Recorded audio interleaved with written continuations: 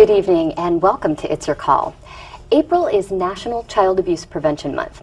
Nationally, over 2 million cases of abuse or neglect are reported each year, and 1,500 children die from their injuries.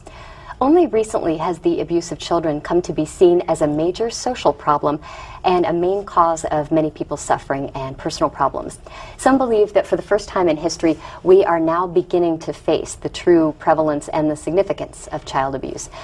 Others may worry that people have become obsessed with child abuse and are using abuse and bad parenting to deny any personal responsibility for their problems or actions. To discuss this issue from several perspectives this evening, we have Charles A. Carroll. He's the author of Hard Candy, No One Flies Over the Cuckoo's Nest, and a survivor of abuse while in foster care and in a New Jersey state institution. Also joining me tonight, Kent Paxton, officer with the Children's Network of San Bernardino County. Welcome to both of you. Thank you. Thanks. Kent Paxton, let me start with you. Can you talk a little bit about the Children's Network, what it does, and what it's been doing, and some of the trends here in San Bernardino? Children's Network is part of our human services system in the county, and our major role is that of the Child Abuse Prevention Council. Mm-hmm. And what that means is that we work with all of our county systems, Department of Children's Services, Public Health, Mental Health, our school systems, to try to raise awareness about child abuse and neglect, and more importantly, try to bring about some systems improvements in how we identify, intervene, and treat abuse victims, and work more effectively with their families to improve outcomes for child abuse victims. Mm-hmm. And Charles Carroll, Chuck. You bet. Okay, tell me a little bit about what brought you here to Southern California. I know you're originally from the East Coast. And could you just briefly share a little bit about your experience writing the book Hard Candy? Well, it was a very difficult process because I had a lot of issues that I had to face that I didn't want to face for a lot of years. And of course, to write a book like this, I really had it was an honest, I had to be honest about it. Mm-hmm. And I also figured that that kind of honesty is what will help give a voice back to the children that are dependent on the bureaucracy to give them protection and fair treatment. Sure. And that's my aim here, is to make the public aware of what's going on today. Mm-hmm. This book dispels the public myth that it doesn't happen anymore. It does.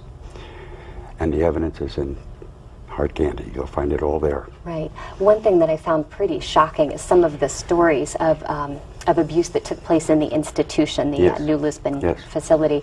You know, you think, okay, 100 years ago, that would probably be commonplace, but it's not just a thing of the past. You're right. It's still going on. And I would not have written this book had I done my research and learned that the system was better. Mm-hmm. From having come away from the research, learning that it's not a hell of a lot better, I knew that it was necessary to write a book like this. I had to be an example for those who have been abused and are not getting the protection. And there's so much of that going on even today. Mm-hmm. Right. Well, the main people who report incidents of suspected child abuse. Well, there's a long list of mandated reporters, but the first responders in the system are typically law enforcement or child protective services. Okay. So it could be one of our sheriff's deputies out in the field, one of our law enforcement officers, or child protective services. Mm-hmm.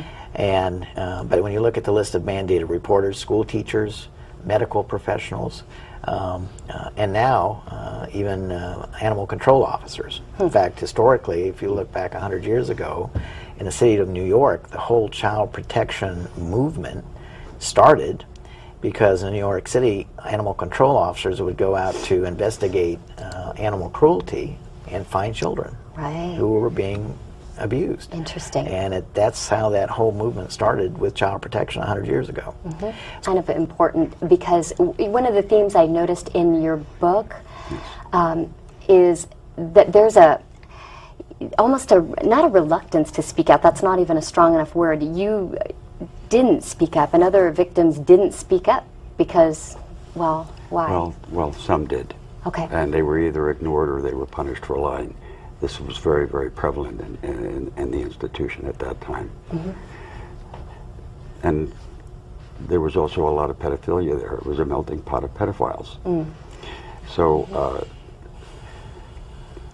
that's how we had to live. We were abused by these people, horribly abused. And do you feel that, looking back, perhaps some of your teachers could have spotted some Teachers? I guess I'm thinking before the institution, that you were not happy in your foster home. I realize well, times actually, are the foster different, home but- was probably the best experience I ever had. Although by the time I reached 8 years old, I was sent to a mental institution because my brother had been apparently tested and found to be borderline retarded. And he was sent to the mental institution a year before myself. And of course, with the foster family, they had a child that they didn't think they could have. And once that child arrived, there was no room for me. And so they came and took me and put me in a mental institution. The same place where your Yep. brother was. Yep. And did you feel that you tried to tell people, hey, I don't belong here? Oh yes. Matter of fact, they were actually informed by Dr. Alperin, who had tested me and found out that they indeed made an inappropriate placement, and nevertheless disregarded that, and I remained institutionalized still for another 6 years. Exactly. I'd like to know about the effects and how they differ. Well, I think the effects are pretty much the same, whether you're psychologically or verbally or sexually or physically abused. The emotional result pretty much is the same. That's my take. Certainly it was that way with me, and I have experienced a lot of people who were abused and their reactions to their abuse, and it just seems that no matter how you are abused, the result is always the same. It does have an impact.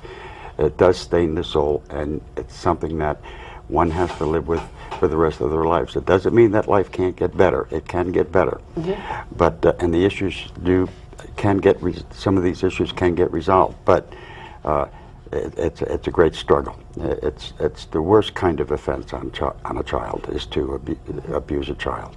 So now Tom on the line calling from Riverside. Hi Tom, welcome to It's Your Call. Thank you. Good evening. This question is for Chuck. I'm wondering if writing the book has helped bring some resolution to the anger and pain. Oh, absolutely.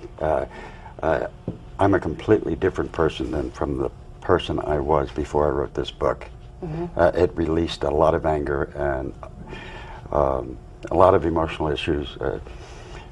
I'm really at peace with myself. It was a wonderful experience, a very difficult experience to write the book, and a lot of tears in between some of those scenes. It was really tough to write that stuff. But that's the process of the release. It comes from that process, and for me it was a blessing. As a matter of fact, I didn't even write the book for myself, yet I was the first one to get the reward. Never had solace.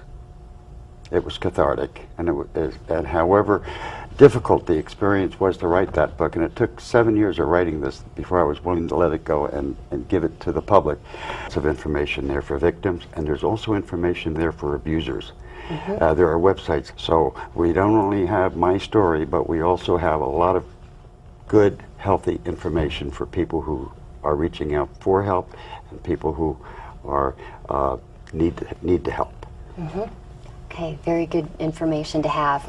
We're almost out of time, so I'd like to get some final thoughts from both of you. And Ken, first of all, I know the campaign is called It Only Takes a Minute. Right. Can you kind of explain a little about what that means? It only takes a minute to praise a child. It only takes a minute to tell a child that you love them.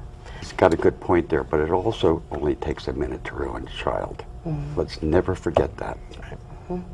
1 minute of a pedophile's pleasure is a life sentence for the innocent. Good to remember. Well, thank you so much for being on with us tonight and Thank sharing. you. Ken Thank you. Paxton, thank you very you, much. Good night.